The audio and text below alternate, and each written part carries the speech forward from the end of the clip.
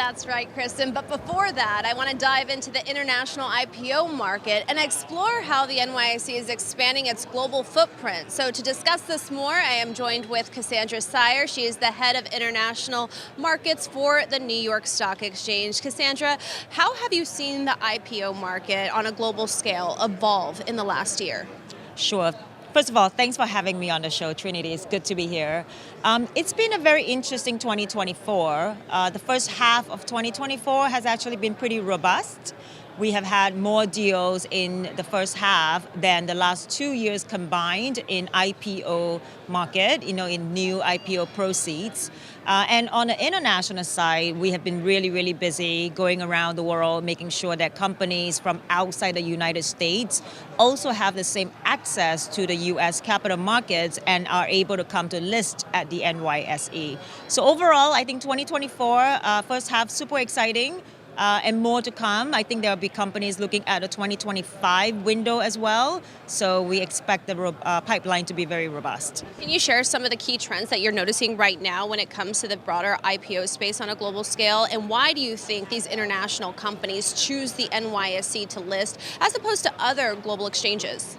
Yeah, so I think broadly speaking, companies for this year, they're starting to focus more on a kind of the profitability, the financials. They wanted to make sure that investors are able to see either a clear line of sight to a profitability or that the company they're building has a very strong management team.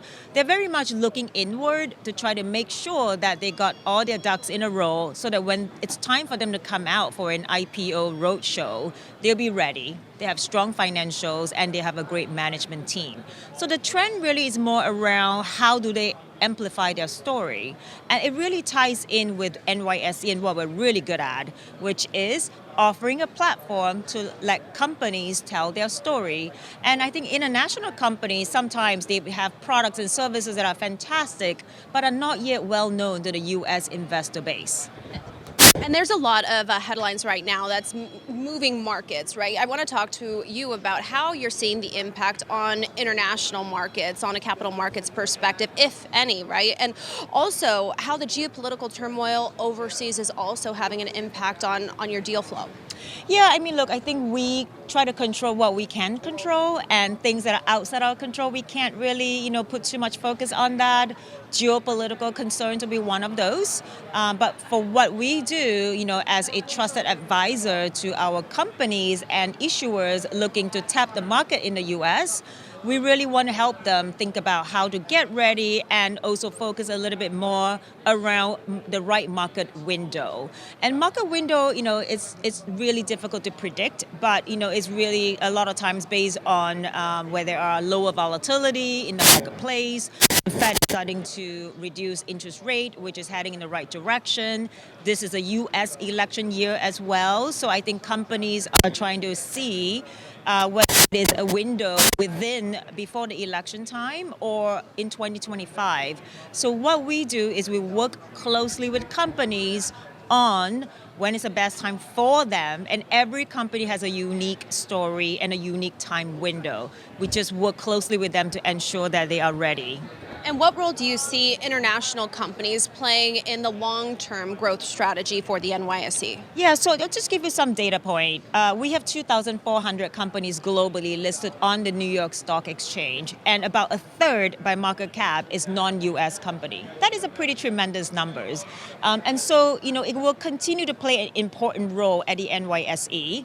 We do think that international companies love coming here because the US is the deepest in liquidity, the largest by investor base as well. So non-US companies want to come here and want to continue to start their debut as a publicly traded company on the New York Stock Exchange. And all of these people are also coming together here at the NYSE. As I spoke to Paula earlier about kicking off inaugural International Day here, which you have also been an integral part in spearheading. Yes. NYSE International Day today is a very important event for us.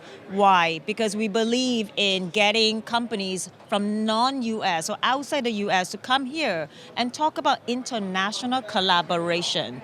It is not easy to have companies come from Europe, from Latin America, from Asia, from Canada to convene at one spot on one day. Yeah. So the stars have to be aligned, and we have spent months preparing this because we do believe when companies come together, they're able to create this amazing innovation together, and the energy is contagious. So Yeah. we love this, and we want to keep doing this every year. Well, thank you so much, Cassandra, for joining me. Thank you. Thanks, Trinity. Take care.